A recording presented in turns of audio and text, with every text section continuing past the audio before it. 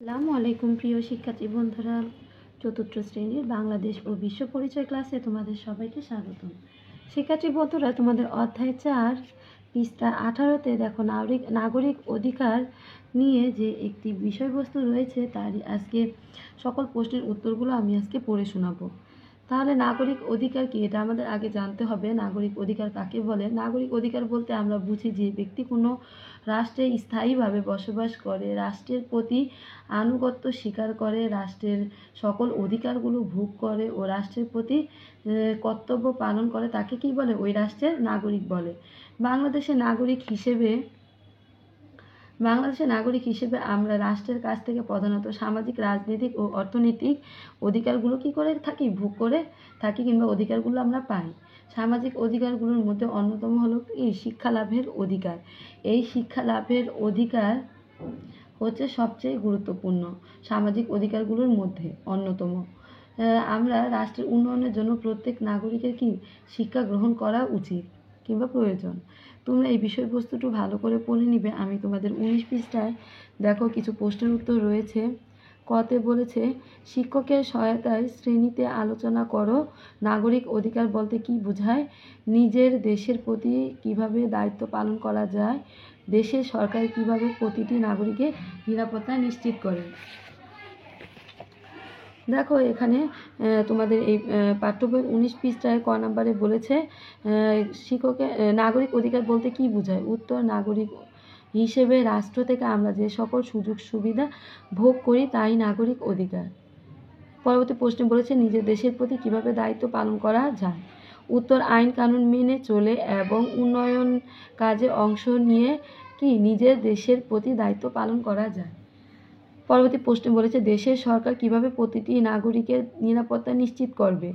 উত্তর, নাগরিকদের সকল সুযোগ সুবিধা প্রদানের মাধ্যমে দেশের সরকার প্রতিটি নাগরিকের নিরাপত্তা নিশ্চিত করবে। বিশেষ করে মৌলিক অধিকারগুলো নিশ্চিত করে সরকার নাগরিকদের নিরাপত্তা নিশ্চিত করবে।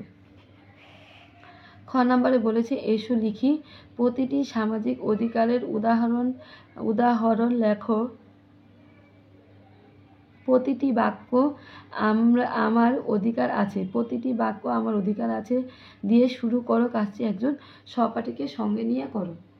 কাজটি একজন সহপাঠীকে সঙ্গে নিয়ে করতে বলেছে। দেখো অধিকার, এই যে খ নম্বর প্রশ্ন, অধিকার, প্রতিটি সামাজিক অধিকারের উদাহরণ দেখো।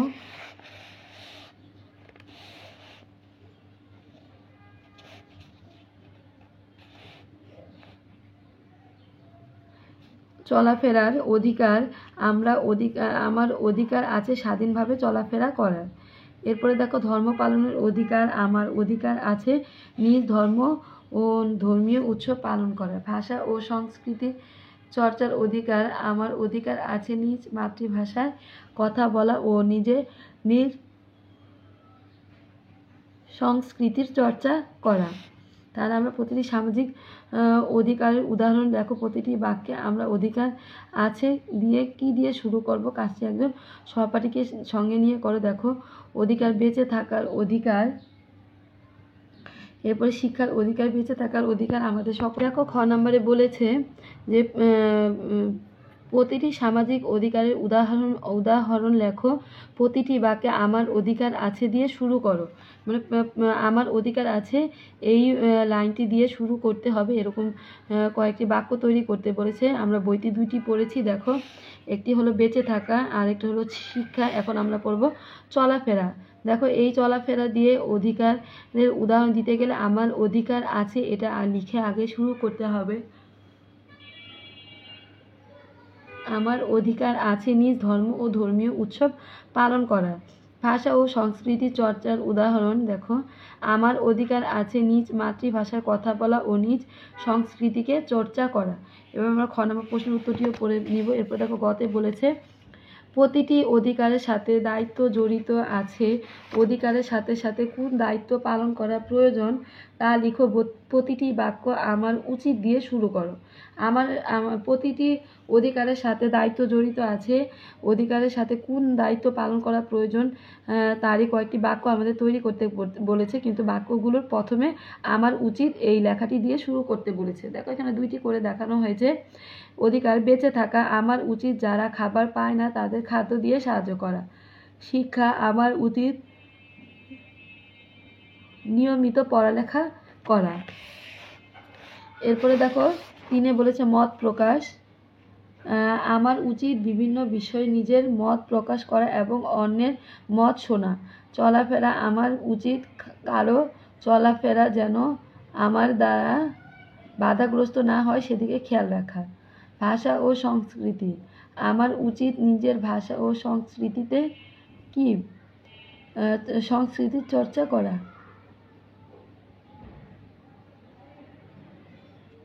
এরপর দেখো গতে বলেছে, তোমাদের পাঠ্য বইয়ে দেখো গতে বলেছে সঠিক উত্তরের পাশে টিক চিহ্ন দাও। নিচের কোনটি সামাজিক অধিকার? এখানে উত্তর হবে ক, বাঁচার অধিকার। এটি হচ্ছে সামাজিক অধিকার, এখানে তোমরা টিক চিহ্ন দিয়ে দিবে।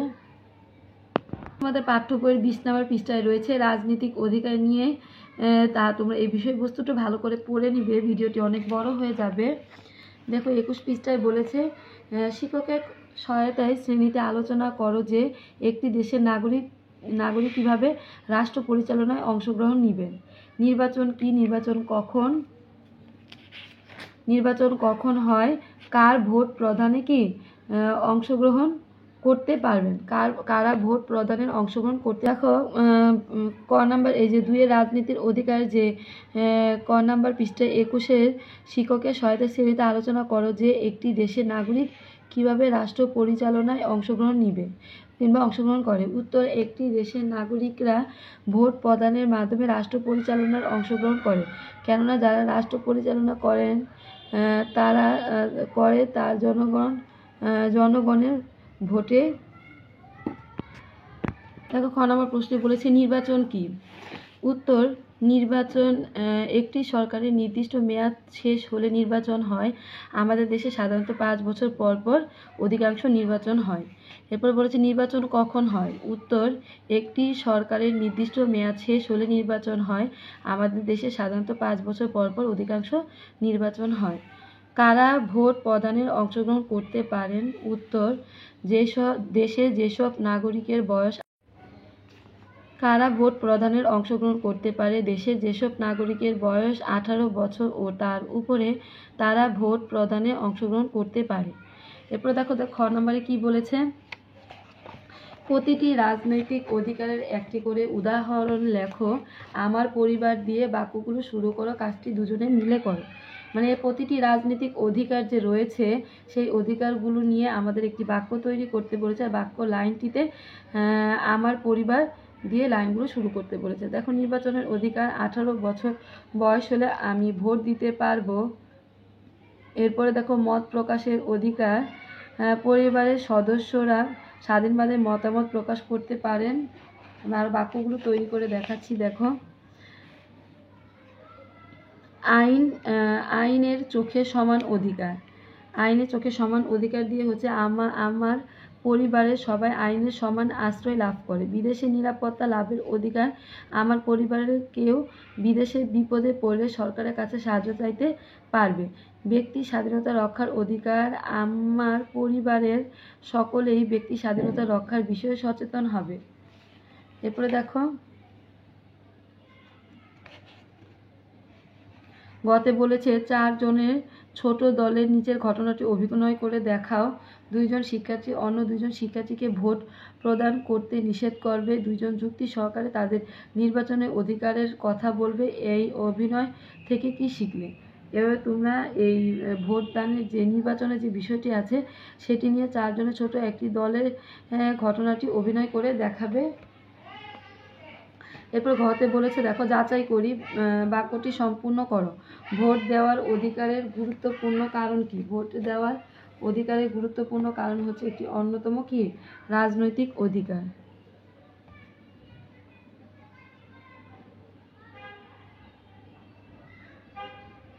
একটি অন্যতম শিক্ষার্থী বন্ধুরা, তোমরা যারা এখনও আমার চ্যানেলটিকে সাবস্ক্রাইব করোনি, এখনই চ্যানেলটিকে সাবস্ক্রাইব করে দাও। তোমাদের প্রত্যেকটি সাবজেক্ট রিলেটিভ ভিডিওগুলো তোমরা আমার এই ইউটিউব চ্যানেলেই পেয়ে যাবে। প্লেলিস্ট আকারে আমার চ্যানেলে প্রত্যেকটি ভিডিও সবার আগে আপলোড করা হবে। তাহলে আর দেরি না করে এখনই চ্যানেলটিকে সাবস্ক্রাইব করে দাও, আর ভিডিওটিতে লাইক দিতে ভুলো না।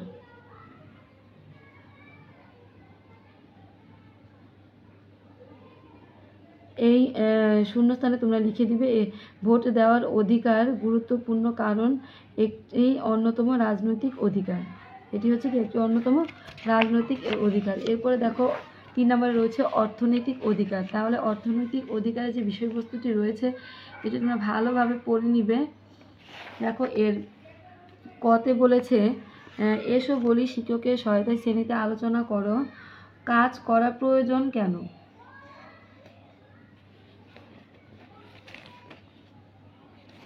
কাজ করা প্রয়োজন কেন? উত্তর, জীবন ধারণের জন্য আমাদের কোনো না কোনো কাজ করতে হয়। কাজ করলে এর বিনিময়ে আমরা অর্থ পাই। এই অর্থ দিয়ে জীবন ধারণের জন্য প্রয়োজনীয় সব কিছুর ব্যবস্থা করা হয়, তাই কাজ করা প্রয়োজন। এছাড়া সমাজের মঙ্গলের জন্য কাজ করা উচিত। এরপরে বলেছে ন্যায্য মজুরি বলতে কি বোঝায়? উত্তর, কাজ। এই যে দেখো, ন্যায্য মজুরি বলতে কি বোঝায়? উত্তর, কাজ ও যোগ্যতা হিসেবে ন্যায়সঙ্গত মজুরিকে ন্যায্য মজুরি বলে। একজন ব্যক্তিকে দিয়ে কোনো কাজ করালে তাকে মজুরি বা পারিশ্রমিক দিতে হয়। কর্মীর দক্ষতা, যোগ্যতা ও কাজের পরিমাণ অনুযায়ী ঠিক সময়ে সঠিক পরিমাণে মজুরি দেওয়া উচিত। এটি হচ্ছে ন্যায্য মজুরি। এরপরে বলেছে কাজের মাঝে অবকাশ ছুটি লাভের প্রয়োজনীয়তা কি? উত্তর, কাজ করতে করতে একসময় আমাদের শরীর ও মন ক্লান্ত হয়ে যায়, কখনো কখনো একঘেয়ে লাগে, ফলে কাজে পুরো মনোযোগ দেওয়া যায় না। এমন পরিস্থিতিতে আমরা কিছু সময়ের জন্য অবকাশ বা ছুটি পেলে নতুন উদ্যম নিয়ে আবার কাজে যোগ দিতে পারি। এতে সুন্দরভাবে কাজ এগিয়ে নেওয়া যায়। এরপরে খতে বলেছে এসব বলি প্রতিটি অর্থনৈতিক অধিকারে একটি করে উদাহরণ লেখো, কাজটি একটি সব পাঠীকে সঙ্গে নিয়ে করো। দেখো, আয় রোজগারের অধিকার।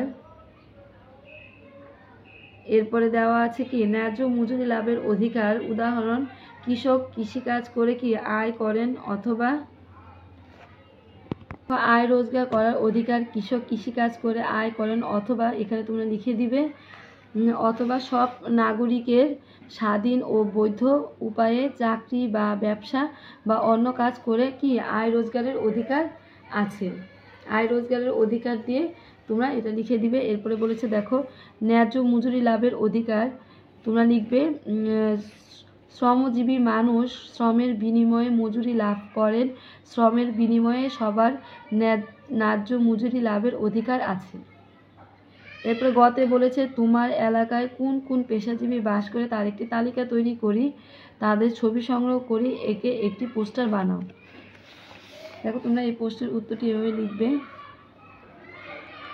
তোমার এলাকায় কোন কোন পেশাজীবী বাস করেন তার একটি তালিকা হলো শিক্ষক, গার্মেন্টস কর্মী, 3 পরিচ্ছন্নতা কর্মী, 4 গৃহকর্মী, 5 রিক্সা চালক, 6 দোকানদার। এভাবে একটি তাদের যে পেশার যে ছবিগুলো রয়েছে এই ছবিগুলো এভাবে অঙ্কন করবে এবং কি লিখে একটি ব্যানার তৈরি করবে।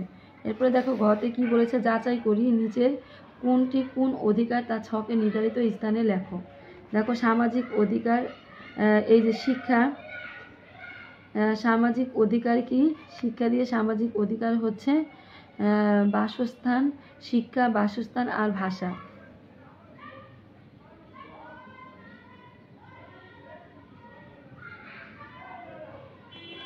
শিক্ষা, বাসস্থান,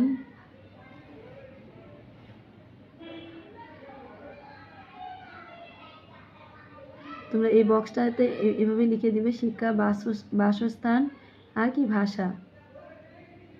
এরপর রাজনৈতিক অধিকার হচ্ছে কি ভোট। এই যে এটা এখানে লিখে দিবে, রাজনৈতিক অধিকার হচ্ছে ভোট। এই যে নিচে কোনটি কোন অধিকার তা ছকে নির্ধারিত স্থানে লিখতে বলেছে, এখান থেকে বের করে আমরা লিখে দিব। দেখো, ভোট, রাজনৈতিক অধিকার হচ্ছে ভোট, আমরা এখানে লিখে দিয়েছি। অর্থনৈতিক অধিকার কোনগুলো? দেখো, অর্থনৈতিক অধিকার হচ্ছে এই যে মজুরি আর কি অবকাশ যান, এখানে লিখে দিবে মজুরি